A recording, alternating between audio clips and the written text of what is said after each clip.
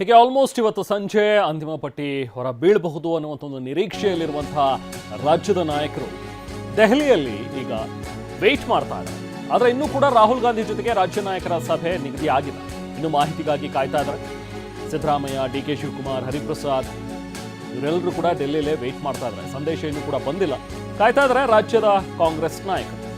ಸಭೆ ನಡೆಯುವ ಬಗ್ಗೆ ಹಲವು ನಾಯಕರಿಗೆ ಅನುಮಾನನೇ ಇದೆ. ಇನ್ನು ಇವತ್ತಾಗುತ್ತೋ ಇಲ್ವೋ ಅಂತೇಳಿ. ಬಟ್ ಕೆಲವೊಂದಷ್ಟು ಮೂಲಗಳ ಪ್ರಕಾರ ಈಗ ಕಾಂಗ್ರೆಸ್ನ ಮೂಲಗಳು ಹೇಳೋದು ಇಲ್ಲ ಇವತ್ತು ಸಂಜೆ ರಾಹುಲ್ ಗಾಂಧಿ ಬಹುಶಃ ಈ ಸಭೆಯಲ್ಲಿ ಅಂತಿಮ ಪಟ್ಟಿಗೆ ಅಂಕಿತ ಹಾಕ್ತಾರೆ, ಅವರು ಗೋ ಹೆಡ್ ಕೊಡ್ತಾರೆ. ಅದಾದಮೇಲೆ ಎಲ್ಲವೂ ಸುಗಮವಾಗುತ್ತೆ. ನಾಳೆನೇ ಅಂದ್ಕೊಂಡಂತಾದರೆ ಏನಾದರೂ ನಾಳೆನೇ ಎಲ್ಲರೂ ಪ್ರಮಾಣ ವಚನವನ್ನು ಕೂಡ ಸ್ವೀಕರಿಸ್ಬಿಡ್ತಾರೆ ಅನ್ನೋ ರೀತಿಯಲ್ಲೇ ಚರ್ಚೆಗಳೀಗ ಸದ್ಯಕ್ಕೆ ನಡೀತಾ ಇರುವಂಥದ್ದು. ಬಟ್ ದಿಲ್ಲಿಯಿಂದ ಬರ್ತಾ ಇರುವಂಥ ಮಾಹಿತಿ ಅಂತ ಹೇಳಿದ್ರೆ ಇನ್ನೂ ರಾಹುಲ್ ಗಾಂಧಿ ಅವ್ರ ಜೊತೆಗೆ ಸಭೆ ನಡೆಸೋದಕ್ಕೆ ರಾಜ್ಯದ ನಾಯಕರಿಗೆ ಬುಲಾವ್ ಬಂದಿಲ್ಲ. ಇನ್ನೂ ಕೂಡ ವೇಟ್ ಮಾಡ್ತಾ ಇದ್ದಾರೆ. ಆಲ್ಮೋಸ್ಟ್ ಇವತ್ತು ಬರಬಹುದು ಅಂತಲೂ ಕೂಡ ಅವರಲ್ಲಿ ಒಂದು ರೀತಿ ಆಶಾಭಾವನೆ ಇದೆ. ಇನ್ನೊಂದು ಕಡೆ ಲೋಕಸಭೆ ಕಾರ್ಯಕಲಾಪ ಹಿನ್ನೆಲೆ ಇವತ್ತಿನ ಸಭೆಯನ್ನ ಹೈಕಮಾಂಡ್ ರದ್ದುಗೊಳಿಸಿದೆ. ಈಗ ನಮಗೆ ಸಿಕ್ಕಿರುವಂತಹ ಲೇಟೆಸ್ಟ್ ಅಪ್ಡೇಟ್ ಇದು. ರಾಹುಲ್ ಗಾಂಧಿ ಜೊತೆಗಿನ ಸಭೆ ಸದ್ಯಕ್ಕೆ ರದ್ದಾಗಿದೆ.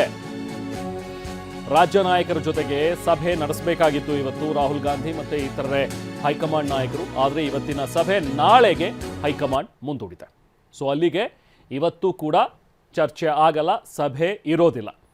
ನಾವು ಪ್ರತಿನಿಧಿ ಪ್ರಸನ್ನ ಮತ್ತಷ್ಟು ಡೀಟೇಲ್ಸ್ ನೀಡ್ತಾರೆ. ಪ್ರಸನ್ನ, ಈಗ ದಿಲ್ಲಿಯಲ್ಲಿ ಕಾಯ್ತಾ ಇದ್ದಂತಹ ರಾಜ್ಯದ ನಾಯಕರು ಆಲ್ಮೋಸ್ಟ್ ಸಭೆ ಇನ್ನೇನು ಇವತ್ತು ಸಂಜೆ ಆಗುತ್ತೆ, ಅಂತಿಮ ಪಟ್ಟಿ ಇವತ್ತೇ ರೆಡಿ ಆಗ್ಬೋದು, ಸೈನ್ ಹಾಕ್ತಾರೆ ರಾಹುಲ್ ಗಾಂಧಿ ಅನ್ಕೊಂಡಿದ್ರು. ಬಟ್ ಈಗ ಸಭೆನೇ ಕ್ಯಾನ್ಸಲ್ ಆಗಿದೆ. ಈಗ ನಾಳೆವರೆಗೂ ಕೂಡ ಅವ್ರು ವೇಟ್ ಮಾಡಲೇಬೇಕು. ಏನು ಮಾಹಿತಿ ಇದೆ, ಮತ್ತಷ್ಟು ಡೀಟೇಲ್ಸ್ ಏನಿದೆ ಪ್ರಸನ್ನ?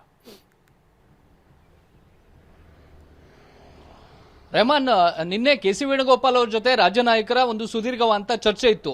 ಅಲ್ಲಿ 14ಕ್ಕೂ ಹೆಚ್ಚು ಸಚಿವರ ಹೆಸರುಗಳನ್ನ ಶಾರ್ಟ್ ಲಿಸ್ಟ್ ಮಾಡಿ ಫೈನಲ್ ಕೂಡ ಮಾಡಿಕೊಳ್ಳಲಾಗಿತ್ತು. ರಾಹುಲ್ ಗಾಂಧಿ ಅವರಿಂದ ಒಂದು ಗ್ರೀನ್ ಸಿಗ್ನಲ್ ಬೇಕು, ಅವರಿಂದ ಅನುಮೋದನೆಯನ್ನ ಪಡ್ಕೊಳ್ಬೇಕು ಅಂತ ಹೇಳಿ ರಾಜ್ಯ ನಾಯಕರು ಇವತ್ತು ಸಭೆ ನಿಗದಿಯಾಗುತ್ತೆ ಅಂತ ಹೇಳಿ ಕಾಯ್ತಾ ಇದ್ರು.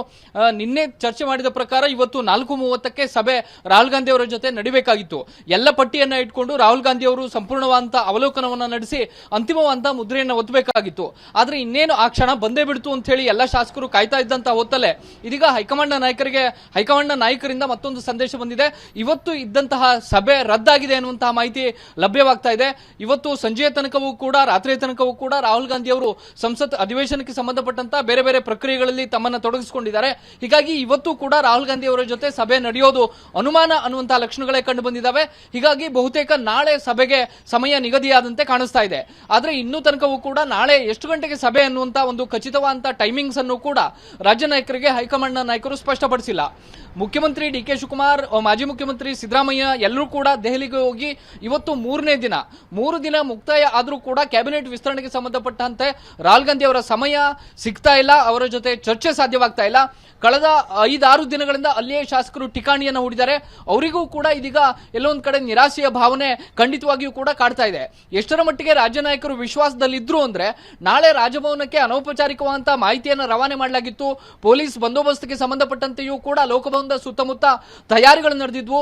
ಲೋಕಭವನದಲ್ಲಿ ಬೇಕಾದಂತ ಎಲ್ಲ ಸಿದ್ಧತೆಗಳನ್ನು ಕೂಡ ನಾಳೆ ಸಂಜೆ 5 ಗಂಟೆಗೆ ಪ್ರಮಾಣ ವಚನ ಅನ್ನುವಂತಹ ನಿಟ್ಟಿನಲ್ಲಿ ಎಲ್ಲ ತಯಾರಿಗಳು ಕೂಡ ನಡೆದು ಹೋಗಿತ್ತು.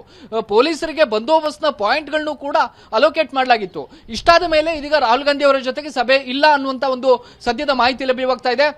ರಾಹುಲ್ ಗಾಂಧಿ ಏನವರು ಕರ್ನಾಟಕದ ವಿಚಾರವನ್ನ ಇವತ್ತು ಚರ್ಚೆ ಮಾಡಲೇಬೇಕು ಅಂತೇಳಿ ತೀರ್ಮಾನ ತೆಗೆದುಕೊಂಡ್ರೆ ರಾತ್ರಿ 8 ಗಂಟೆಯ ಬಳಿಕ ಏನಾದರೂ ರಾಜ್ಯ ನಾಯಕರಿಗೆ ಮಾಹಿತಿ ರವಾನೆಯಾಗುವಂತಹ ಸಾಧ್ಯತೆಗಳಿದ್ದಾವೆ. ಆ ಸಾಧ್ಯತೆಯೂ ಕೂಡ ಬಹಳ ಕ್ಷೀಣವಾಗಿದೆ. ಎಷ್ಟರ ಮಟ್ಟಿಗೆ ಅಂದ್ರೆ ನಾಳೆ ರಾಹುಲ್ ಗಾಂಧಿ ಅವರು ಸಿಗಬಹುದು, ನಾಳೆ ಸಿಕ್ಕಿದ್ರೆ ಅದಕ್ಕೊಂದು ಅಂತಿಮ ಮುದ್ರೆ ಸಿಗಬಹುದು ಅನ್ನುವಂತ ನಿರೀಕ್ಷೆಗಳು ಗರಿಗೆದಿರವೆ ಹೊರತು ಉಳಿದಂತ ಯಾವ ಲಕ್ಷಣಗಳು ಕೂಡ ಕಂಡು ಬರ್ತಾ ಇಲ್ಲ. Rehman, thank you Prasanna.